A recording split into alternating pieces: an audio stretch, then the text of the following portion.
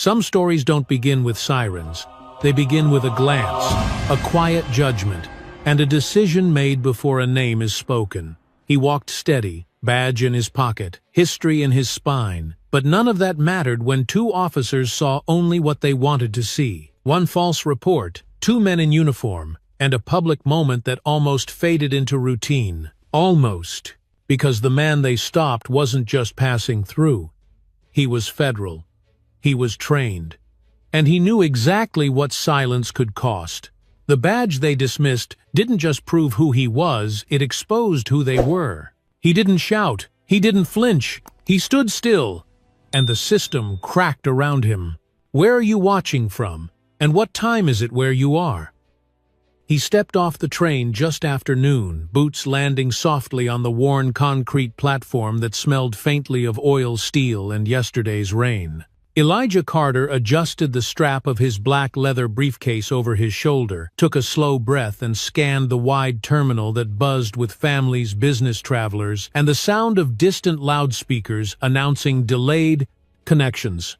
The late autumn air inside the station was dry, humming with fluorescent light and muffled footsteps. But it wasn't the chill in the air that made him tense, it was the way people looked at him. Not all of them, not directly, but just enough to remind him he was being watched. He wore a dark charcoal overcoat, tailored and buttoned to the collar with a clean white dress shirt underneath and polished shoes that had seen airports in 4 different states in the past week. His close-cut beard framed a calm, unreadable expression, but behind that stillness was a quiet exhaustion and something deeper, something heavier. For most people, homecomings meant warmth, reunions, and soft landings. But for Elijah, they always came with a quiet question: how long before someone tried to challenge who he was? He passed a young woman pushing a stroller who gave a half-smile before glancing quickly away. A man in a reflective jacket stood sipping coffee near the newsstand eyes, tracking him as he walked. Somewhere overhead a child laughed, and the sound echoed like it didn't belong here, like it was interrupting something solemn. Elijah's footsteps remained steady, unhurried, precise, each one a measured reminder that he would not be rushed. Not here, not today. His phone buzzed. A message lit up the screen. Still parked out front. Can't wait to see you. It was from his father. The old man never said much, but that message with its plain warmth struck a chord. Elijah replied with a thumbs-up emoji, then slid the phone back into his coat pocket. He kept walking, navigating through the crowd with quiet purpose, nodding politely when necessary but never stopping long enough to invite questions. There was no need for small talk. He had just come off a week-long federal task operation that had taken him through 3 jurisdictions, 2 safe houses, and 1 very close call. And now all he wanted was to surprise his father with a visit and sit down for a warm meal. Still, as he neared the main concourse, he could feel it, the shift. The pause in conversations. The subtle stiffness in people's shoulders.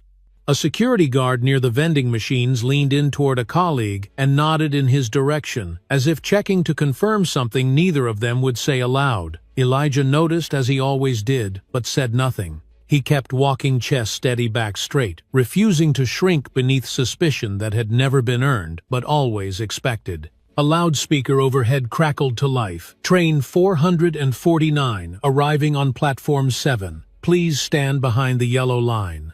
The robotic voice faded into static, then silence. Elijah paused for a moment near the coffee kiosk, considering whether to grab a cup before heading out. An older woman nearby clutched her purse a little tighter as he stepped up to the counter. The barista, young pale chewing gum, looked at him and blinked twice before forcing a smile. "Can I help you?" she asked, as if she wasn't sure she meant it. "Just a black coffee," Elijah said gently. "No cream, no sugar." The girl nodded and turned. Her hands trembled slightly as she reached for the pot. He stepped aside, eyes flicking to the glass windows outside where the cab zone buzzed with activity. Buses hissed, engines idled, and somewhere near the curb his father waited in a rusted silver sedan with a dented bumper and a veteran's parking permit on the dash. Elijah thought of that car often during assignments, its smell of leather, old cologne, and menthol cough drops. Thought of his father's slow way of speaking, like every word had to be earned, like silence was the proper response to most of life's foolishness. The barista handed him the coffee. That's $2.75. Elijah passed her a $5 bill, waited patiently for change, then thanked her, and moved back into the flow of foot traffic. He walked without rushing, the steam from the coffee curling beneath his chin, the sound of announcements and dragging luggage surrounding him like white noise. But inside, something knotted in his gut. It was the same feeling he always had on American soil, especially in public places where uniforms meant suspicion and skin meant something more than identity. It meant narrative. No matter what badge was in his pocket, no matter how clean the suit or sharp the haircut, someone was always ready to believe he was something else, someone dangerous. He took another breath, slow and steady, and told himself what he always did before walking into places like this. You belong here. You don't owe anyone an explanation. But part of him still scanned for exits, measured the distance to security booths, read the eyes of men in uniform with more caution than trust. A man bumped his shoulder lightly while passing. "Watch it," the stranger muttered. Elijah turned his head slightly, offered a nod, and let it go. No reason to escalate. Not yet. Not ever if he could help it. He took another sip of coffee and continued on steps, even eyes forward, shoulders squared against the cold current of assumption. Because Elijah Carter wasn't just passing through a train station, he was passing through the tight weave of a country that still hadn't quite decided what to make of a black man, with power, with discipline, with silence. And though today was supposed to be simple, a ride, a visit, a dinner, it was already becoming something else. Something he hadn't asked for, but something he knew deep in his bones how to survive. Elijah didn't notice the woman at first, not her trembling hand, not her shifting eyes, not the way she kept glancing his way while pretending to read the departure board above the platform gates. He had moved into the waiting area near the west exit, where metal benches lined the corridor, and clusters of travelers sat scrolling phones or sipping vending machine coffee. The sound of rolling suitcases and murmured conversations filled the space, occasionally interrupted by the intercom's dull announcement tones. A janitor passed by with a slow mop and a worn-out expression, the kind that had seen everything and learned not to look too long at anything. Elijah stood with one hand in his coat pocket, the other holding his cup, watching the steady rhythm of people moving past. Behind him, near a battered payphone, nobody used anymore. Two transit officers leaned against the wall with crossed arms, scanning the crowd like security cameras dressed in polyester. He noticed them in his periphery but gave no reaction. This wasn't new to him. Eyes like that had followed him since he was 15, whether he wore a hoodie or a tie. Then he heard it. A soft, nervous voice carried across the space, not loud, not dramatic, but sharp enough to slice through the ambient noise. "Excuse me, I think that man took my purse." Elijah didn't turn, not immediately. It was the kind of sentence designed to freeze the air without anyone realizing it had gotten cold. He stood still, back straight, eyes fixed on the middle distance, like a man suddenly aware that his next move might define everything that followed. The woman's voice came again, slightly louder this time, and now the officers near the wall were alert, standing upright, shifting their stance like animals catching scent. "He was just standing right here, and then my purse was gone," she said, gesturing vaguely, not pointing directly, but enough for suspicion to settle like smoke in the air. Elijah turned his head slowly, careful not to move too fast. He saw her now, a white woman in her early 40s, blonde hair pinned back, wearing a light blue coat with a half-zipped purse clutched tight to her chest. One of the officers approached her with a calm tone but sharp intent. "Ma'am, did you see him take it? You sure it was him?" She looked flustered, her face tightening as eyes turned her way. "No, I didn't see him take it, but he was right there and then. My bag wasn't." She hesitated, realizing she still had the bag in her hand. "Oh, I guess, sorry, it must have been, I don't know, I felt uncomfortable." That's when the second officer, younger, clean-shaven eyes, too eager, turned toward Elijah and started walking. Elijah held his ground. His pulse didn't spike, his stance didn't shift. He'd trained for this, not in any academy, but in life. In classrooms where teachers assumed he'd cheat. In elevators where women clutched their bags. In job interviews where his resume didn't match their expectations. He looked the officer in the eye as the man stopped 2 feet away and said, "Sir, we've had a report of suspicious behavior in this area. Can I ask you a few questions?" Elijah's voice came out level steady, the kind of voice that belonged to someone who had worn bulletproof vests under his suits. "You can ask," he said, "but I'd like to know what makes me suspicious." The officer shifted his weight, sensing the tension but pressing forward. "We just need to make sure nothing's been taken. Mind showing me what's in the case?" Behind them, the first officer was already moving in a wide arc, slowly narrowing the space around Elijah, like a predator flanking prey. Elijah stepped slightly to the side, keeping both in view, keeping his tone controlled. "I'm not refusing," he said. "I'm just asking, do you have any reason other than that woman's feeling to think I've committed a crime?" That question hung in the air heavier than it had any right to be. Around them, people began to slow down, not enough to form a crowd, but enough to notice the shape of what was unfolding. One man stood still near the coffee cart, pretending to read a flyer but watching with growing concern. A teenager across the way raised a phone, quietly tapping record. Elijah saw it all. He always did. It wasn't about guilt or innocence. It was about narrative, about whose version of the moment would be believed.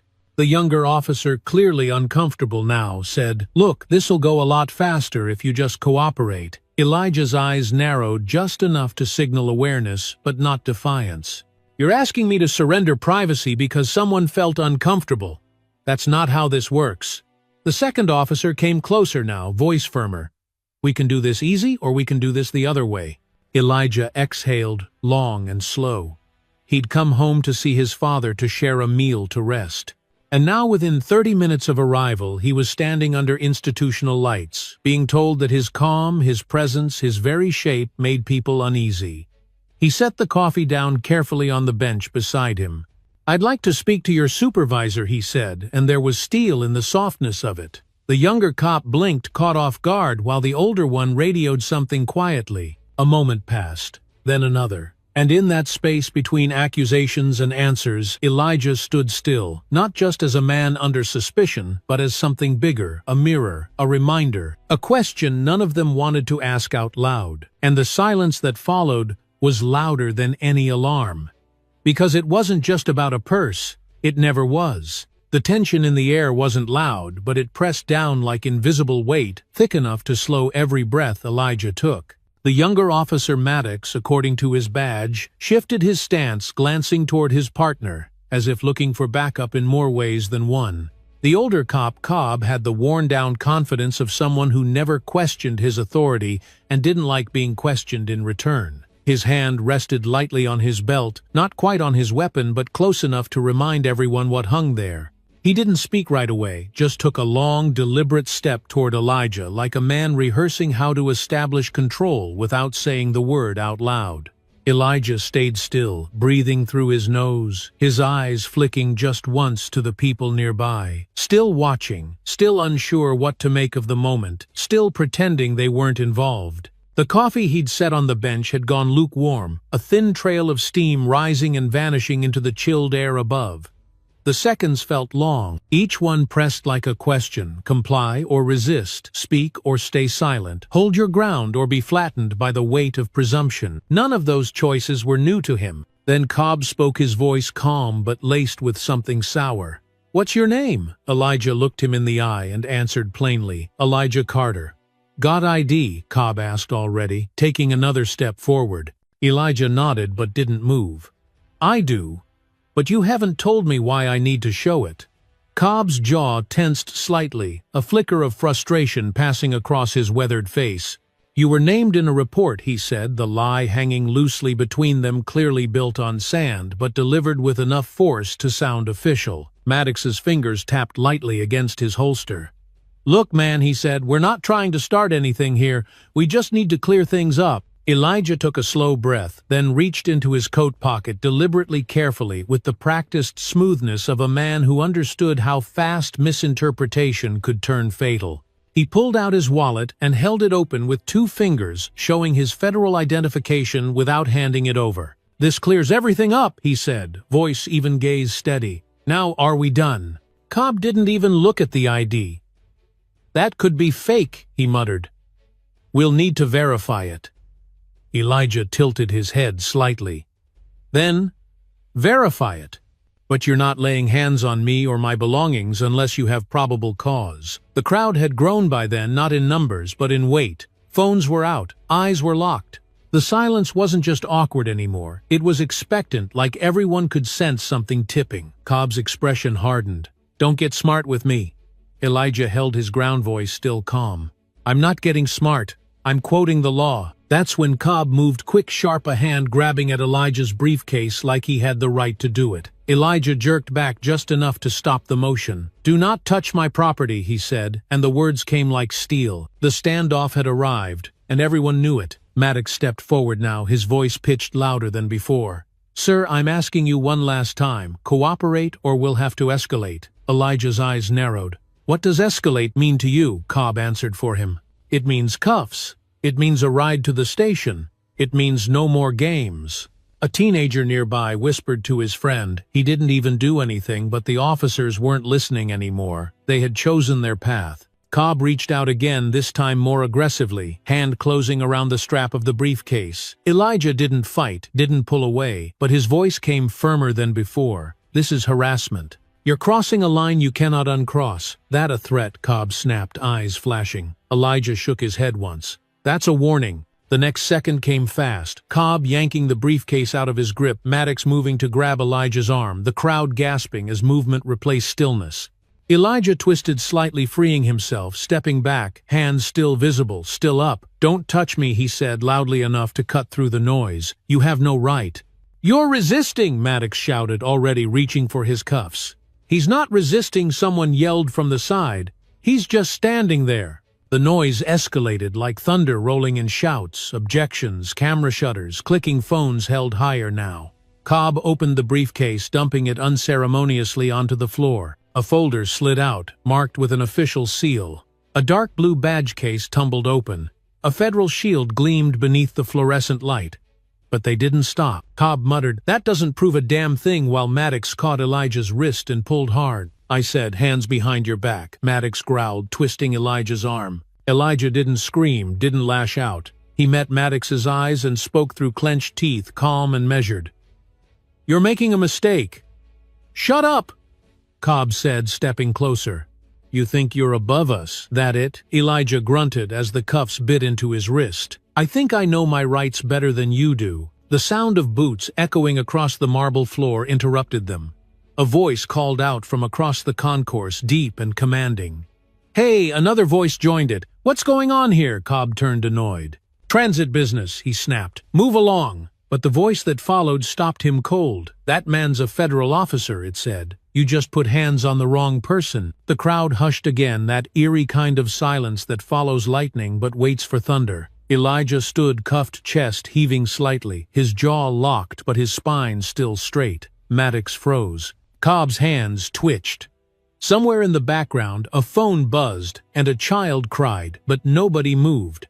Elijah didn't say another word. He didn't have to. The badge on the floor spoke for him now, and the eyes of everyone watching were no longer uncertain. They were wide open. The cold metal of the handcuffs dug deeper into Elijah's skin with every shallow breath he took, not from pain alone but from what it represented, an assault on his dignity so blatant it stripped the air from the room. Around him the world blurred at the edges, a dizzying haze of onlookers, blinking lights, half-heard gasps, and the low mechanical hum of a transit station that had somehow kept moving while his life was frozen in disgrace. Cobb still stood close, his posture unshaken, shoulders puffed with the false certainty of a man who thought authority meant he never had to question himself. Maddox loosened his grip slightly, as if he sensed something had shifted, but it was too late for caution now. The badge case still lay open on the floor untouched, ignored like a piece of evidence left behind by a crime the culprits refused to see. Elijah said nothing, not because he lacked words, but because he knew that in moments like these, silence could be sharper than protest, more damning than any plea for reason. The people around them weren't moving anymore. Some had stepped back, folding their arms, expressions grim and quiet, while others simply stared, not sure whether they were witnessing a mistake or a moment that had played out 1,000 times before. A mother held her child's hand tighter, her eyes locked on Elijah with something like sorrow, while the teenager still held his phone in both hands, filming with the cautious reverence of someone documenting injustice without knowing how to stop it. Cobb leaned in, lowering his voice, but not his venom. "You could have just done what we asked, you know. This didn't have to happen." Elijah raised his head slowly, met the man's eyes with steady disbelief. "Didn't have to happen," he repeated, the words dry in his throat. "You humiliated me for walking through a public space with a badge in my pocket and a brown face." Cobb looked away, jaw tightening, but said nothing. Maddox took a small step back, eyes flicking toward the badge on the floor again, doubt beginning to crawl up his spine like a fever he couldn't shake. The station intercom buzzed overhead, announcing the arrival of a train that none of them would be boarding. The robotic voice, cutting through the silence like a cruel joke. "Track 5 now boarding for westbound departure.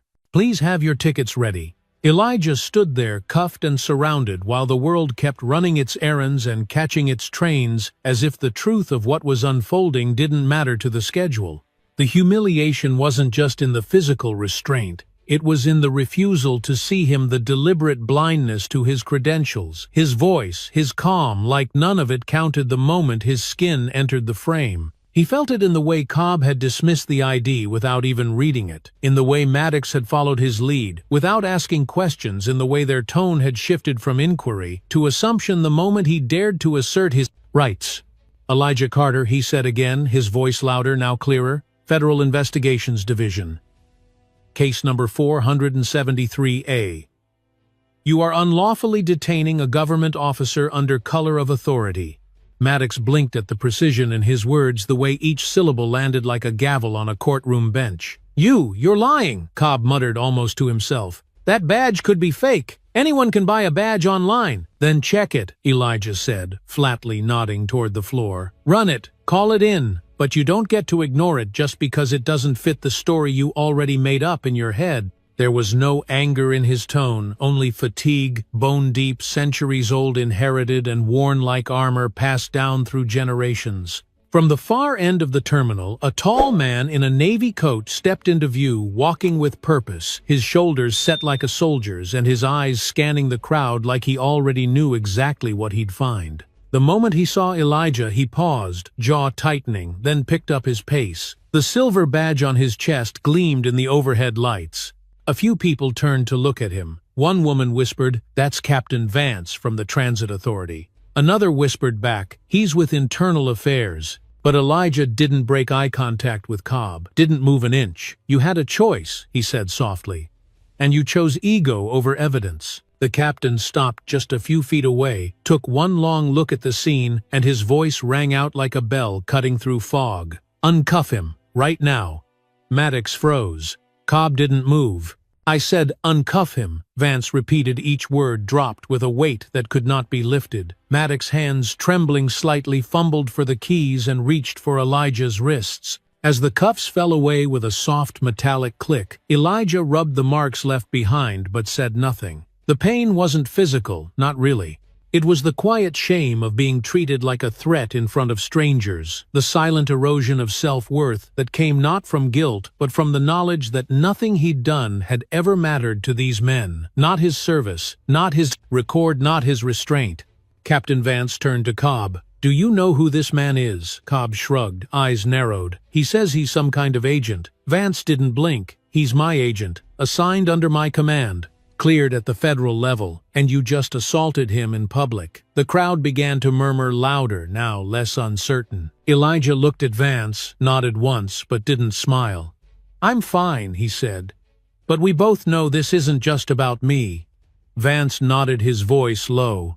"You're right, it never is." And in that moment, surrounded by strangers and silence and the wreckage of their assumptions, Elijah Carter stood not just as a man freed from handcuffs, but as someone who had seen the price of silence and chosen never to pay it again. Even with the cuffs gone, Elijah could still feel them, phantom steel, tight around his wrists like memory refusing to let go.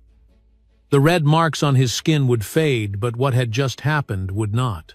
He stood there, shoulders drawn back, posture unbroken, but inside, something was twisting in his chest, something between anger and restraint, the familiar ache of swallowing your pride just to stay alive. Around him, the crowd lingered, unsure whether to move on or bear witness. Their silence now charged not with confusion but with something closer to shame. Captain Vance kept his eyes on Cobb, his voice low but carrying weight. "You owe him an apology." Cobb scoffed under his breath and looked away.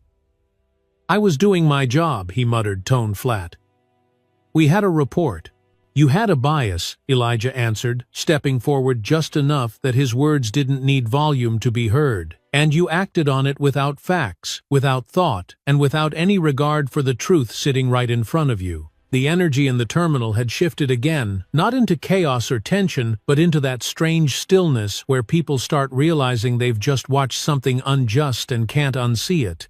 A few steps away, a young man in a college sweatshirt lowered his phone slowly, his mouth slightly open, eyes heavy with whatever he'd just recorded. Further back, a transit worker had stopped sweeping, one hand gripping the handle of his mop, the other holding his cap to his chest, like he was watching a flag being folded at a funeral. Then came the voice, the one that didn't belong to any officer or passenger, the one that cracked through the moment like lightning splitting sky. "He didn't do nothing wrong," it said, strong and trembling, full of memory and fury all at once.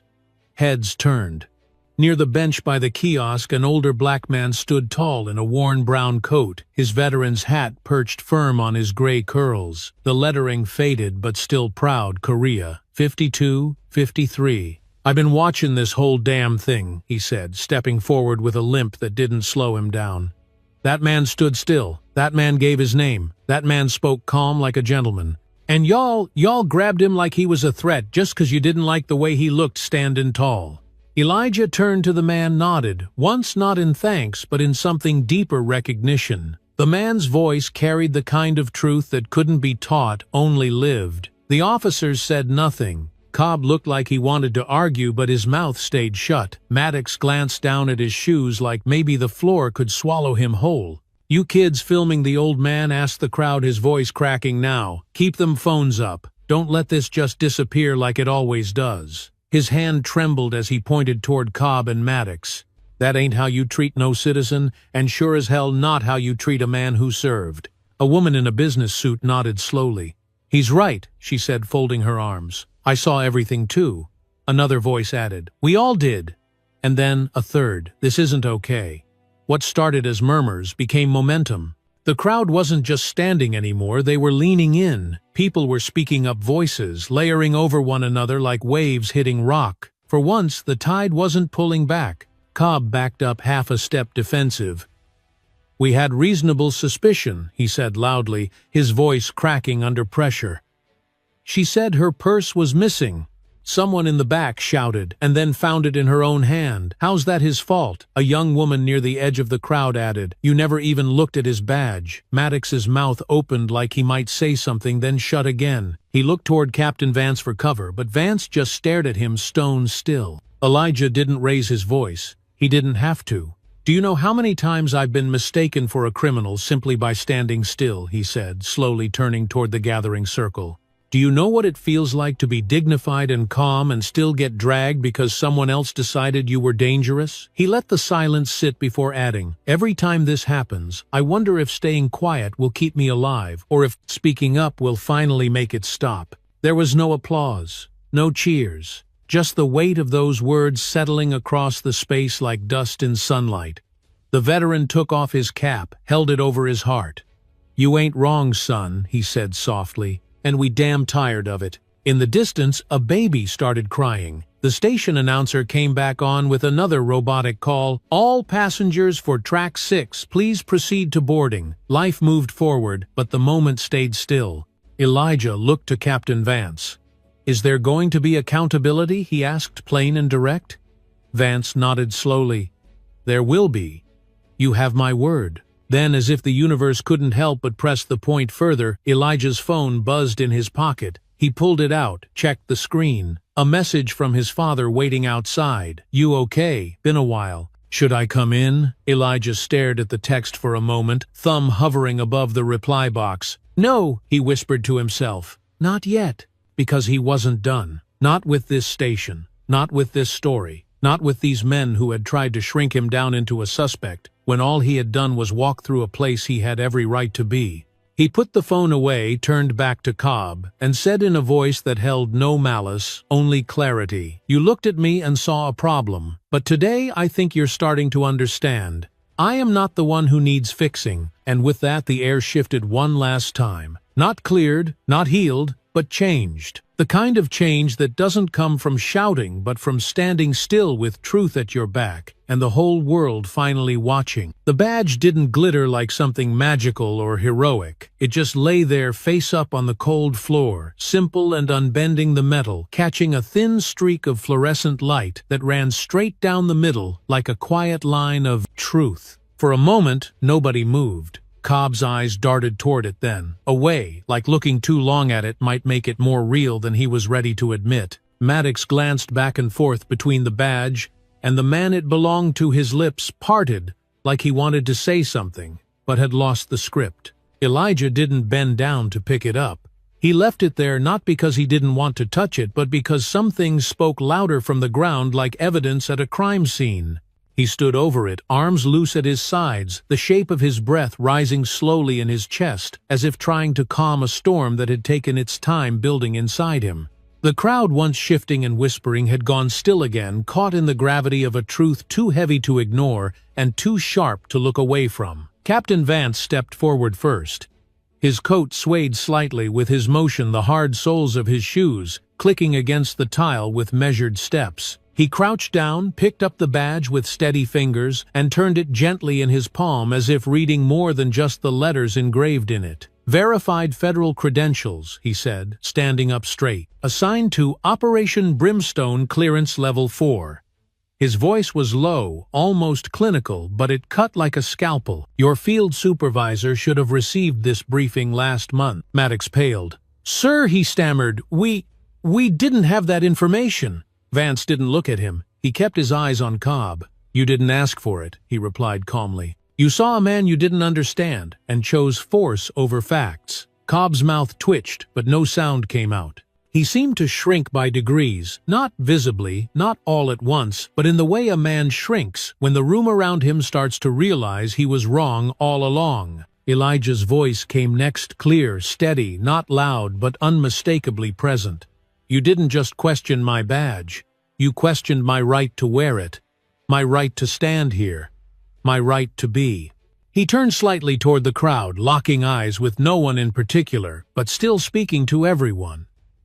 "How many times does that need to happen before we stop pretending it's just protocol?" He paused long enough for the silence to agree with him, then added, "This isn't about me anymore. It never really was." A woman near the edge of the gathering placed her hand over her mouth, eyes glistening. Someone further back whispered, "Damn," soft and reverent, like they'd just witnessed something sacred and brutal at the same time. Captain Vance stepped forward again, handed Elijah the badge like one soldier returning a flag to another. Elijah took it without looking down, sliding it back into his inside coat pocket like it had never left. But it had. And everyone there had seen it lying on that dirty floor like something that didn't matter, until the truth forced them to reckon with it. "You have every right to press charges," Vance said quietly. "And if you do, I'll back you fully." Elijah didn't respond right away. He looked at Cobb, really looked at him, and what he saw wasn't anger anymore.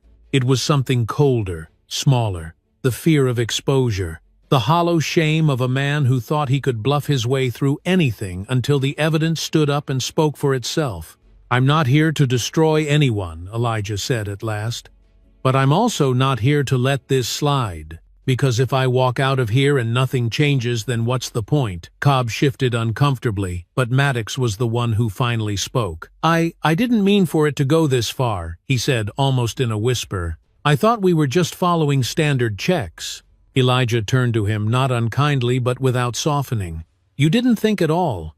You followed a man who let his fear lead him, and you let yours silence you." Maddox looked down the red, climbing slowly up his neck, spreading shame like a slow burn. He didn't answer. There was nothing left to say. Behind them, the overhead PA system buzzed again, listing boarding times no one was listening to. Life was trying to resume, but the story had paused it too long, like a scratch on vinyl that refused to skip ahead. A child nearby asked his mother quietly, "Is he in trouble?" The mother replied with something Elijah couldn't hear, but he saw the boy's eyes as they met his wide, wondering, waiting to understand how someone in a suit with a badge could still be made to feel so small. He walked over then, not to Cobb or Maddox or Vance, but to the boy who stood beside the woman holding his hand. Elijah crouched, not low, but just enough to be eye level. "It's okay," he said gently. "Sometimes people forget to see who's in front of them, but we remind them." The boy nodded slowly, like he didn't fully understand but wanted to. "You're a good guy," he whispered. Elijah smiled, but there was weight in it. "I try," he said, "even when it's hard." Then he stood again, turned back toward Vance, and said with quiet finality, "Let's finish this the right way." And for the first time that day, it felt like the station was no longer watching a confrontation, it was witnessing a correction. The echoes of the crowd had softened, but they hadn't disappeared. They lingered like the last notes of a song you didn't want to end. Elijah stood still, shoulders squared, jaw locked, but not in anger, more like in quiet preservation, like a man holding on to the last thread of something righteous before it was pulled away again. Captain Vance stood beside him, now hands clasped behind his back, eyes still scanning the small crowd like a general assessing what was salvageable after the skirmish. Maddox had stepped back, fading slowly into the blur of the terminal like he wished he could disappear completely. Cobb hadn't moved, but his silence had shifted. It was no longer the silence of confidence, but the kind that came when a man started realizing he had no ground left to stand on. And yet, even with Vance's badge, even with the truth laid bare, there was a sense that it still wasn't over, that the system itself hadn't yet decided whether it wanted to confront what it had done. Then, without announcement or warning, another figure emerged from the east corridor. A man in a dark overcoat broad-shouldered his presence, cutting through the space like a front of cold air. He wasn't rushed, but he wasn't strolling either. His gait was direct, his posture straight, and something about him made people instinctively move aside. He walked with the quiet command of someone who didn't raise his voice because he never had to. As he approached, a few nearby employees stepped aside, whispering his name like it carried weight even when spoken low. "That's Director Linford," someone said, barely audible. "Transit Authority HQ." Another added, "No cameras, no press, he must have come in off the books." The man stopped just short of the circle where Elijah stood, and surveyed the scene with a slow, unreadable expression, his eyes moving from Cobb to Maddox to Vance, and finally resting on Elijah. "Elijah Carter," the man asked, voice like weathered stone. Elijah nodded. "Yes, sir." Linford gave a small nod in return, then turned toward Vance. "Brief me." Vance answered without hesitation. Mr. Carter was stopped, cuffed, and accused of impersonating a federal agent. His credentials were ignored. His badge was taken. His rights violated in public on record in front of dozens of witnesses. Linford looked at Cobb. "And your version?" Cobb's jaw tightened, but he didn't speak. Maddox opened his mouth to say something, then caught Linford's stare and thought better of it. The silence between them said more than words ever could. Linford didn't press. He turned his attention back to Elijah, his tone shifting from formal to personal. "I came because I've read your file," he said, "because I've seen your work, and because I knew if I didn't see this for myself, someone else would write the ending." Elijah nodded once slowly. "I appreciate that," he said, "but what matters to me is not how this ends for me, it's how it continues for everyone else." Linford studied him for a long second before replying, "Understood." Then he turned to the small group of officers and staff still lingering nearby, and his voice rose not loud but solid, carrying the weight of authority sharpened by intention. "I want every report, every camera angle, every name of every witness." His eyes met Vance's again, "and I want disciplinary action filed by end of day. No press release, no performance, just accountability." A ripple moved through the bystanders, not of shock, but of something colder, realization. Cobb's hands, still at his sides, curled once into fists, and then opened again slowly, like a man trying to rehearse regret. Maddox stepped back further, his back nearly brushing the edge of a pillar as if he no longer knew where he belonged. Elijah took a breath deeper now, not the careful measured breath of someone guarding himself, but one that carried the weight of release like a man testing the air after a long time underwater. He turned to Linford, not with gratitude, but with resolve. "They don't need to be ruined," he said, "but they need to be removed. Because if men like that can carry badges, then what do badges even mean?" Linford didn't argue. He just nodded once. "It's being handled." For a long moment, no one spoke. It was the kind of pause that comes not after chaos but after truth, a silence so complete it felt like the terminal itself had drawn in breath and was waiting to exhale. And then, slowly, like a room returning to light after a power outage, the world began to move again. The intercom buzzed overhead, announcing delays and departures like nothing had happened.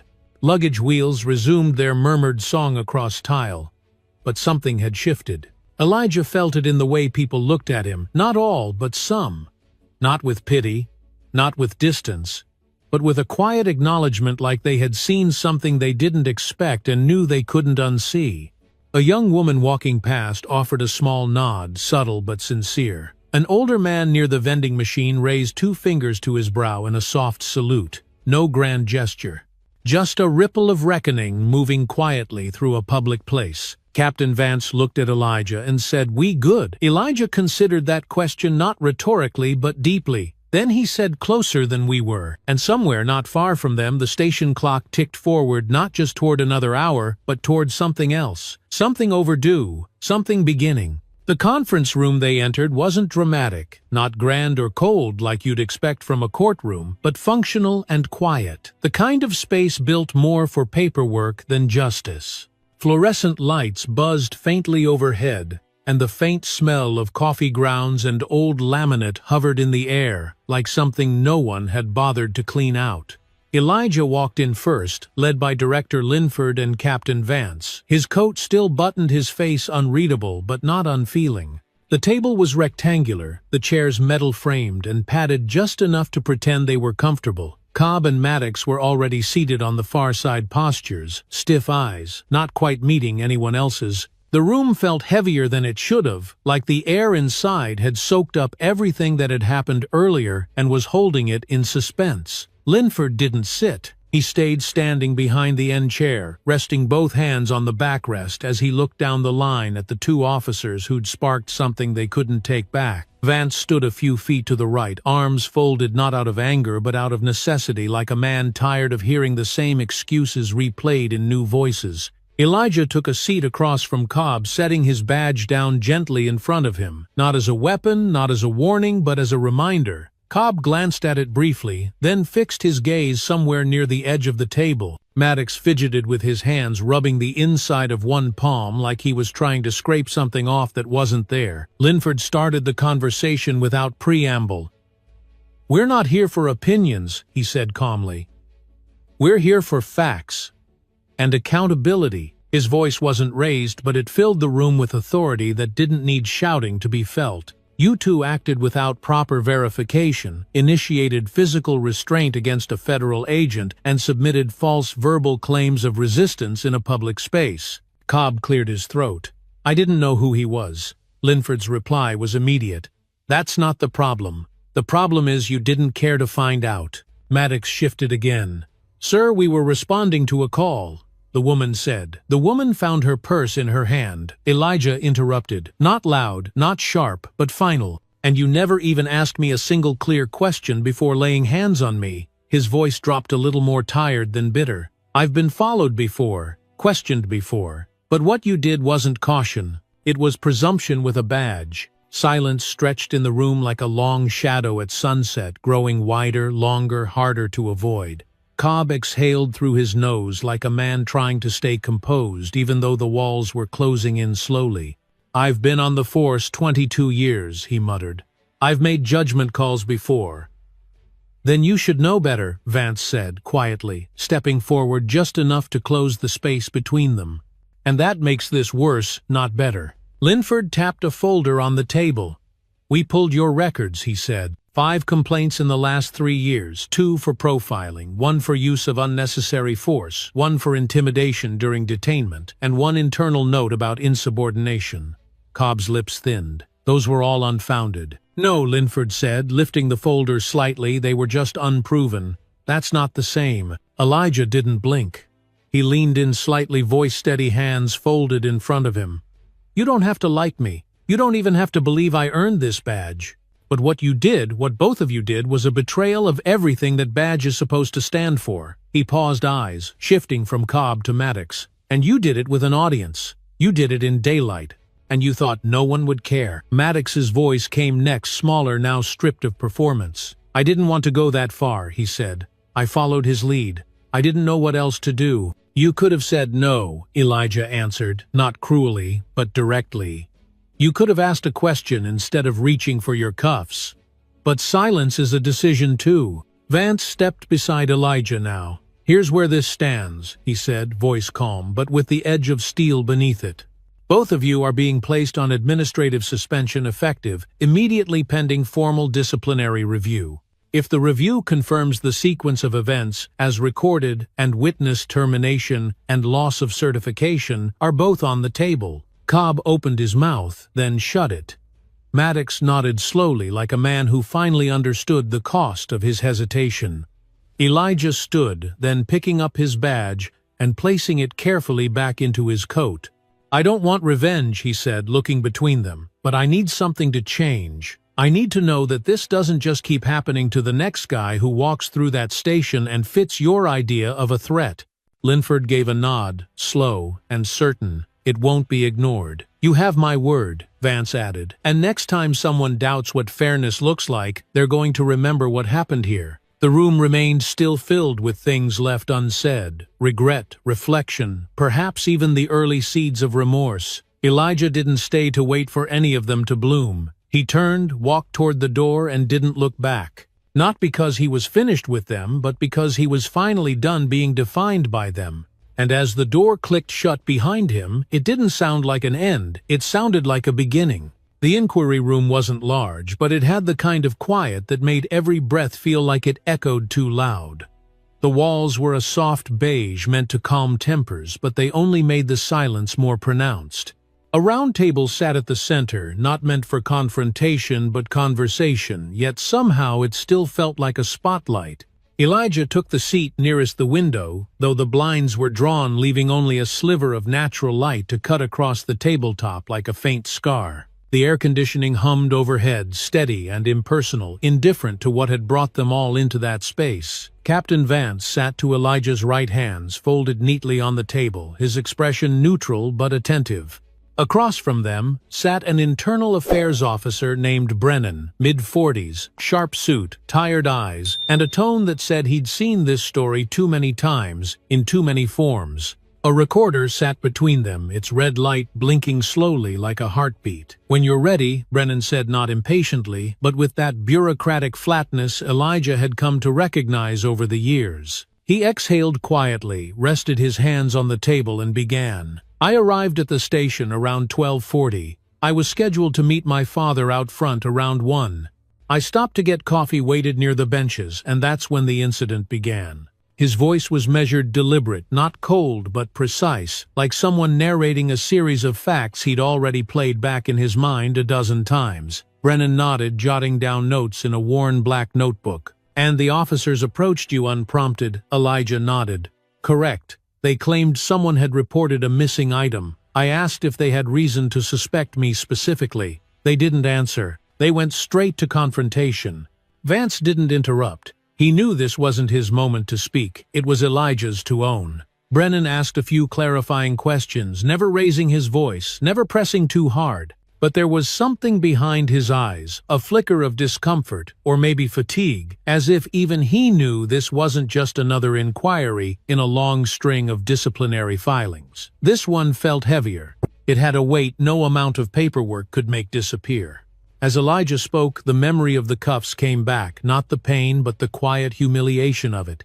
The cold touch of steel, the crowd circling like a storm, the look in Cobb's eyes when he clung to authority like a shield he didn't know how to lower. He didn't look at my badge, Elijah said, pausing for just a moment. He looked through me, like I didn't belong to the story I was trying to tell.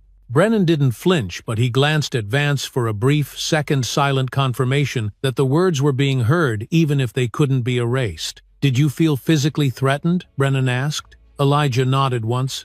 "Yes, not because of what they said, but because I've seen how fast things escalate when fear is disguised as procedure." There was a pause longer than the ones before. The recorder still blinked. The clock on the wall ticked once, twice. Outside, somewhere in the hallway, a phone rang faintly, and then stopped. The world kept moving as it always did, even while the truth was being put on record in a quiet beige room. "What would justice look like to you?" Brennan asked, and for the first time there was no checklist in the question, just a man asking another man something real. Elijah didn't answer right away. He sat with the question like it had roots. Then slowly he said, "Justice doesn't start with punishment. It starts with acknowledgement. It starts with someone saying, 'This happened, and it was wrong.'" Vance finally spoke then, his voice low. "And accountability," he added. "We can't heal what we won't name." Brennan leaned back slightly, pen tapping once against the edge of his notebook. "There's going to be a full review," he said, "but I can tell you now what you described aligns with the video footage and witness statements. There's not much room for interpretation." Elijah gave a short nod. He didn't need confirmation. He hadn't come for vindication. He came because silence would have been too heavy to carry home. "I don't want this to become about just me," Elijah said quietly, "because this didn't start with me and it won't end with me. But I want the next guy to have fewer scars to explain." Brennan closed his notebook, slowly clicked his pen once, and looked at him not like an investigator, but like a man, seeing another man clearly for the first time. "I think we owe you better," he said, "and I think you've earned the right to expect it." Elijah stood, shaking Brennan's hand, not out of politeness but out of something deeper, mutual recognition, perhaps, or the quiet exchange between two people who both understood that dignity was never something to be granted, only something to be respected. As he stepped out into the hallway, the artificial lights seemed a little less harsh, the ceiling tiles not quite so low. He walked without urgency, without performance, just a steady return to himself. Captain Vance followed a few steps behind, not speaking, not needing to. There are moments when words are like dust after a storm. Unnecessary reminders of something already survived. At the end of the hall, Elijah stopped, turned slightly, and said, "You think they'll learn anything from this?" Vance didn't smile, but his voice held something close to hope. "Some will," he said, "and that's how change starts." And with that they walked toward the exit, two men, one moment, and a future that still needed building one truth at a time. The verdict didn't come in a courtroom, and there was no gavel, no judge's robe, no dramatic announcement to the press. It came in a plain administrative office tucked inside the city's transit headquarters. Beige walls, low ceilings, soft hum of fluorescent lights overhead, and a faint scent of paper ink and day-old coffee, lingering like something left unresolved. Elijah sat across the table from Captain Vance and Director Linford, his coat folded over the back of the chair, his badge tucked safely into the inside pocket of his jacket, untouched since the day it was dropped on the floor, like it didn't matter. The room felt warmer than the inquiry room had, not by degrees of temperature but by tone. It wasn't a space filled with tension or doubt anymore, but one that now held consequence, like air, finally charged with something approaching justice. Linford held a manila folder in his hands, one of several stacked on the desk, but this one had names that mattered, signatures that carried weight, and a decision that wouldn't be walked back or delayed. Vance cleared his throat. "The review panel met this morning," he said. "Their recommendation is final. It's been signed off by the chief administrator and the city legal office." Elijah nodded, waiting not for ceremony but for the substance. Linford opened the folder, scanned the top page, then closed it again. "Officer Maddox will be suspended without pay for 6 months. He will undergo mandatory retraining in procedural justice, racial bias, and field ethics. He's also been placed on permanent probation any further misconduct, and he's gone." Elijah absorbed that without comment, his fingers resting lightly on the edge of the table. It wasn't lenient, but it wasn't harsh either, and it was honest. Maddox had followed, not led. He had hesitated, not hunted. And somewhere in that hesitation had lived the difference between correction and consequence. And Cobb Elijah asked his voice even. Vance answered, this time no hesitation. Terminated effective immediately. Internal Affairs found a consistent pattern of misconduct, disproportionate enforcement and bias in both language and action. His record disqualified him from continued service. Elijah nodded again, this time slower. There was no joy in it, no triumph, just relief that the lie didn't get to outlive the truth. Linford leaned forward slightly, his eyes clearer now than at any other point in this entire process. We don't pretend this fixes everything, he said, but we can say it's a step, and that you made that step possible. Elijah looked at him, really looked, and said, I didn't want to be the story. I just wanted to finish my day like anybody else. Linford's face softened. But the truth is, you were already the story. They just tried to write it without your permission. The room fell quiet again, not awkwardly but naturally, like everyone was allowing the moment to settle into place. Through the window, distant city noise moved like a river car horn's crosswalk signals a bus pulling away from a curb. Somewhere people were boarding trains and heading home without knowing that something important had just happened nearby. Something not dramatic or televised, but real. Vance stood and picked up a single sheet of paper from his side of the table. This is a formal letter of acknowledgement, he said. Signed by the Transit Authority, the Internal Review Board, and the Office of Federal Oversight. It states that you were wrongfully detained, improperly handled, and subjected to unjustified force while acting within the full bounds of your legal and professional authority.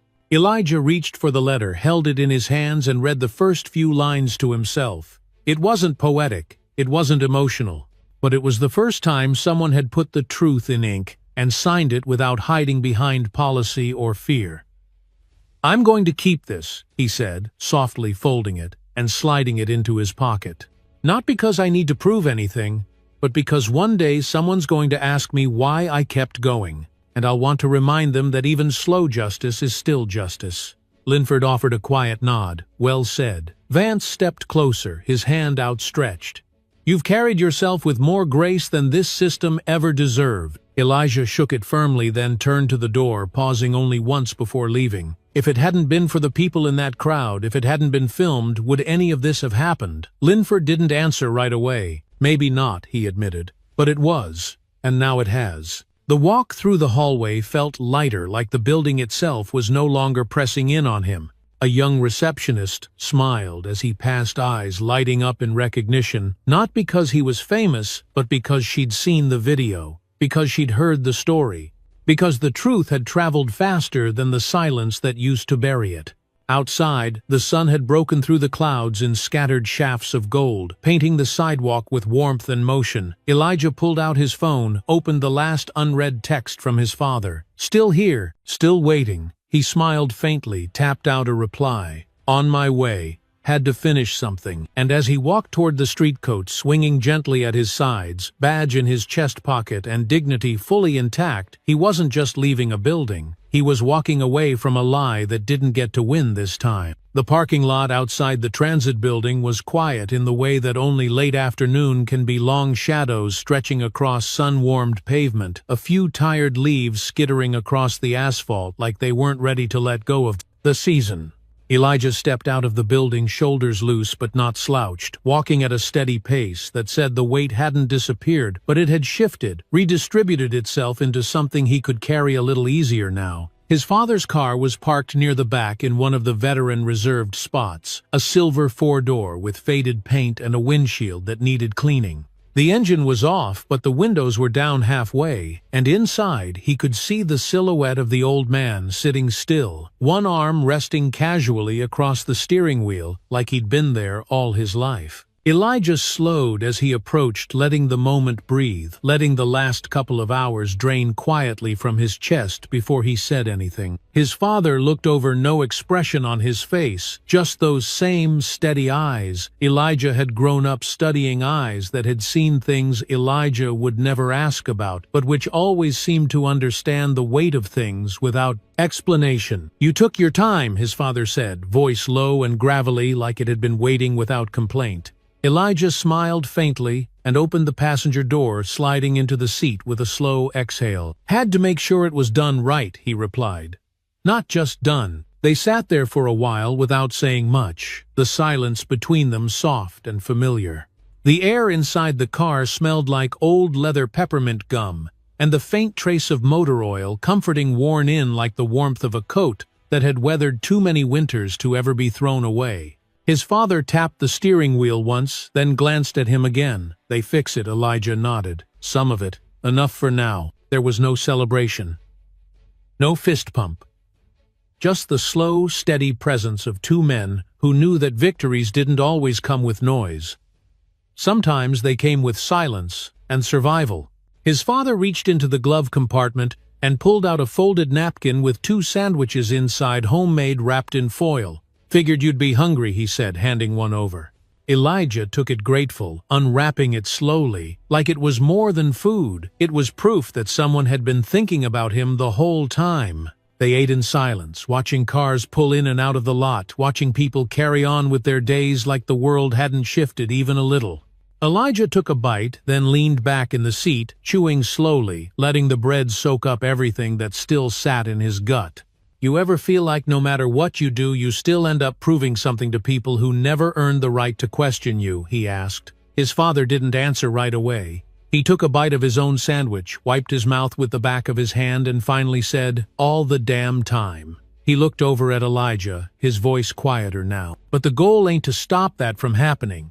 The goal is to stop letting it define who you are after it does." Elijah nodded, staring out the windshield eyes, tracking the slow movement of clouds above the station's roofline. "It almost did," he said. "I was this close to just swallowing it, pretending it didn't happen." "But you didn't," his father replied. "And that's what matters." There was something grounding in that hearing. It spoken plain, not like a lesson, not like a speech, but like one man placing a stone gently in another's hand and saying, "This is yours now."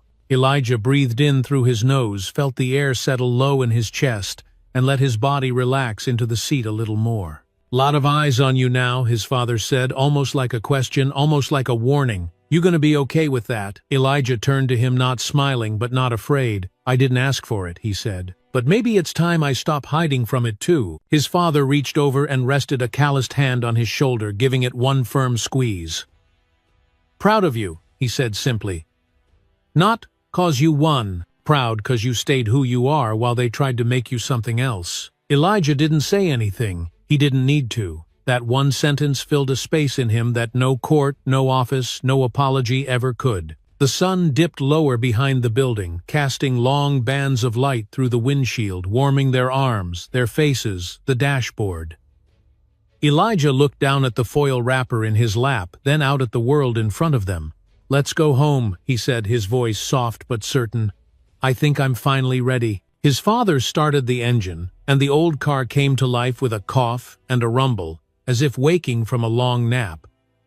They pulled out slowly, merging into traffic without hurry, without need for speed, just steady forward motion. And as they drove, Elijah rolled down his window, letting the wind rush against his skin, not to forget what had happened, but to carry it with him differently now, not like a burden, not like a scar, but like a flag. Elijah always believed that some things stay with you, even after the world moves on the quiet details, the weightless choices, the moments that seem small to others, but carve permanent lines across your memory. A week had passed since the transit station incident, and yet every step he took since then felt a little more measured, a little more deliberate, like each movement now had to answer for what had once been assumed about him. He wasn't bitter, not exactly. But there was a kind of awareness that didn't leave a kind of invisible pressure behind the eyes that stayed long after the cuffs came off. He sat in his apartment that morning with the blinds half open, letting soft early sunlight fall across the kitchen table, where his badge, his letter of acknowledgement, and a folded newspaper rested in a neat line. The article was brief, no headlines splashed in anger, just a small column on page 6 that used words like incident, disciplinary action, and unjustified response. It wasn't perfect, it wasn't even satisfying, but it was real, and that mattered more than most people would ever understand.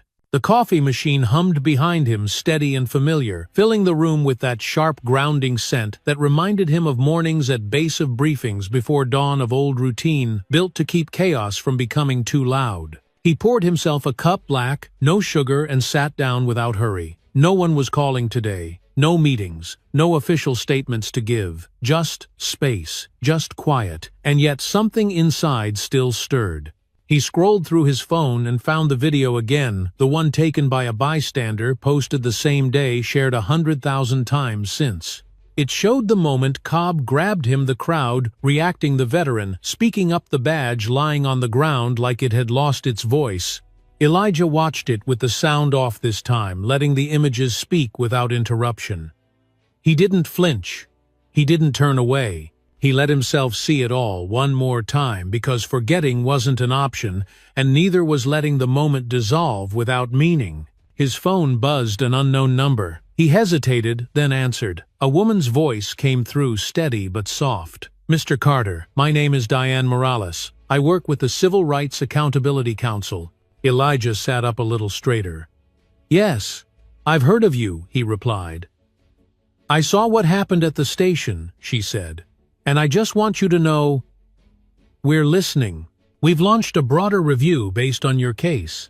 Not just about those two officers, but the protocols that allowed it to happen." Elijah was quiet for a second, letting the words sink in, not with pride, but with gravity. "Thank you," he said. "I didn't set out to change anything.